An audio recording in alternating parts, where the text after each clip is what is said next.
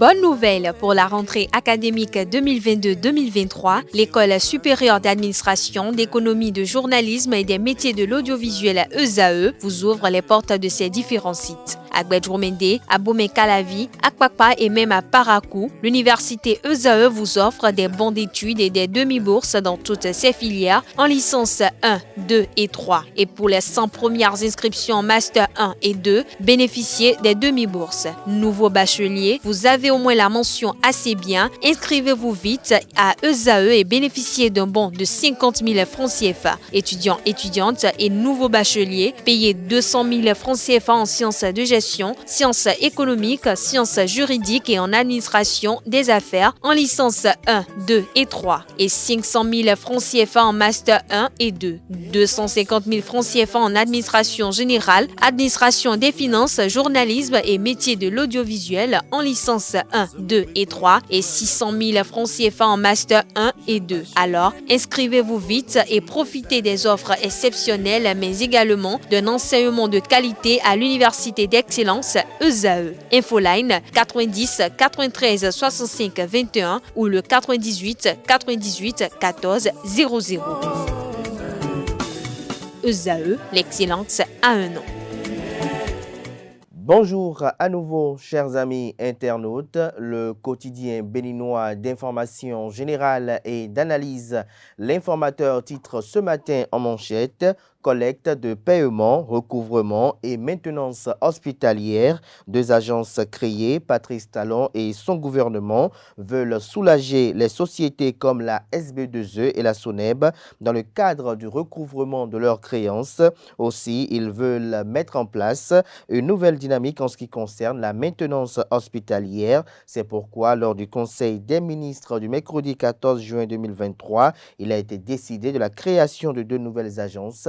Des détails sur les 10 agences et leurs attributions respectives aux pages 3 et 4. Toujours à la une de l'informateur de ce matin. Question relative à l'incendie à Tofor, aux perturbations dans la fourniture de l'énergie électrique et au terrorisme. Le gouvernement a répondu aux députés. Retrouvés les réponses apportées aux députés par le gouvernement. Des transcriptions sont publiées aux pages 5 et 6. Campagne agricole 2023-2024, des milliards déboursés pour soulager les acteurs.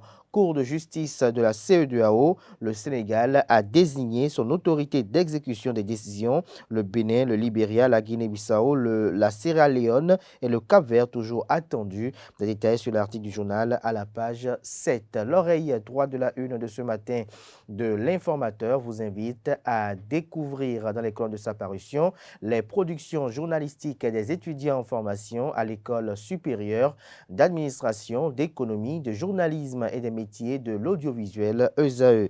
Le quotidien national d'information titre ce matin en manchette: exécution de la loi de finances 2023 au premier trimestre, 782 milliards de francs CFA mobilisés, 756 milliards dépensés. Toujours à la une du quotidien de service public ce matin, santé, maintenance hospitalière, une agence nationale créée. Fraternité ce matin manchette, match Bénin-Sénégal du 17 juin prochain. Appel à l'union sacrée autour des guépards. Mathurin de Chacus sonne la grande mobilisation. Le journal fait savoir que le 17 juin 2023 est un jour fatidique pour les guépards du Bénin. Sur la route de la CAN 2023, ils doivent maximiser les chances de qualification.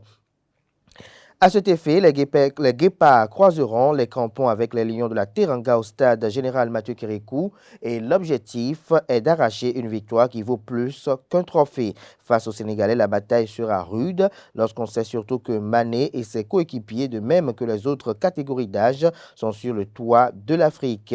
L'enjeu devient plus sérieux et plus grand suite au verdict de la Confédération africaine de football qui a tranché en faveur du Bénin, qui a ainsi gagné sur tapis vert face au Rwanda. En effet, sous la commande de Moussa Latondji, sélectionneur par intérim, le Bénin a du mal à prendre ses marques d'entrée. Sa confrontation face au Sénégal s'est soldée par un échec cuisant 3-1 face au Mozambique. Les Guépards ont une fois de plus courbé les chines, 0 but contre 1. Ainsi se lisait le désespoir, la fébrilité et surtout la tension au sein de l'équipe, surtout avec le nul face au Rwanda à l'aller comme au retour. Retrouvez la suite de cet article à la page 3 de la livraison de ce matin du quotidien, ça y est bien du quotidien Fraternité qui nous propose en deuxième des titres à sa une ce matin, question d'actualité au gouvernement, au Parlement. Adambi justifie les derniers délestages. Alassane Seydou rassurant sur la lutte contre le terrorisme. Le matinal ce matin en manchette, subvention des intrants agricoles.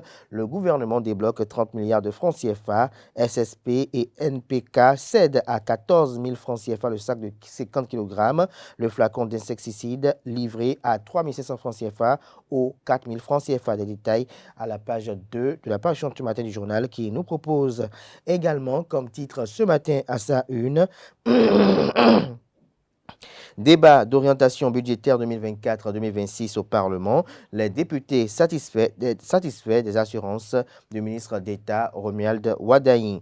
Matin libre ce matin manchette au sujet de son retour au Parlement. Hervé Romé pense se jouer du peuple. Le député rétabli dans un raisonnement saugrenu. Toujours à la une de Matin libre de ce matin, certifié en avril 2023 par l'Organisation mondiale de la santé, le Bénin rejoint les pays ayant éliminé le trachome. Nous passons à présent au quotidien Les Pharaons, débat d'orientation budgétaire 2024, les chiffres clés et les grandes décisions, des précisions aux pages 3 et 4. Toujours à la une de Les Pharaons de ce matin, actualité nationale, des représentants parlementaires désignés pour la Haute Cour de justice, la Commission des droits de l'homme et l'APDP au Bénin. Des précisions sur les députés désignés pour siéger au sein de ces institutions de la République dans les colonnes de la parution ce matin du journal qui a également pour titre ce matin à sa une, crise du carburant au Bénin. Le professeur John Higuet identifie 2 solutions clés.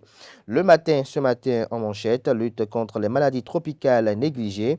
Le Bénin, 6e meilleur élève en Afrique. Toujours à la une de Le Matin de ce matin, recouvrement des créances des sociétés publiques, une agence pour le paiement des factures de la SB2E et SONEB.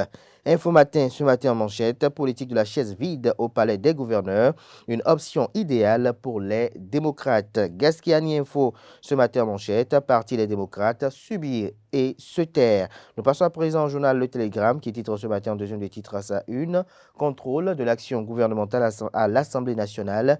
3 ministres du gouvernement s'expliquent devant les députés, des précisions à la page 3. Nous passons à présent au quotidien. L'autre quotidien, mais avant, découvrons un autre titre à la une de Le Télégramme de ce matin. Après consommation de la viande de chat, décès d'un père et son fils à Parakou.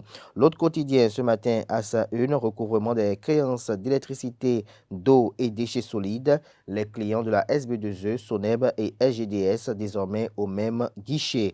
La fille du jour, ce matin, à sa une, explosion à la caserne de Tofor, perturbation dans la fourniture de l'énergie électrique et terrorisme au Bénin. Les explications du gouvernement devant la représentation nationale vous sont rapportées à la page 3.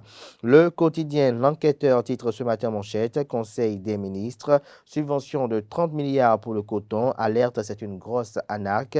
Patrice Talon se tape 30 milliards sur le dos du peuple selon le journal. Ces gens-là prennent les Béninois pour des briques de 15. Retrouvez la suite de son article dans les colonnes de sa parution de ce matin.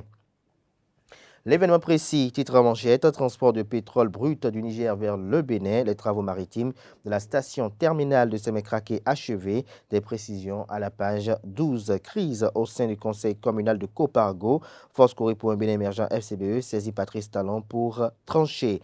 L'événement du jour à présent, inondation à proximité de la clôture de l'aéroport. Le ministre José Didier Tonato invite les populations à plus de vigilance. Nous passons à présent à la primeur.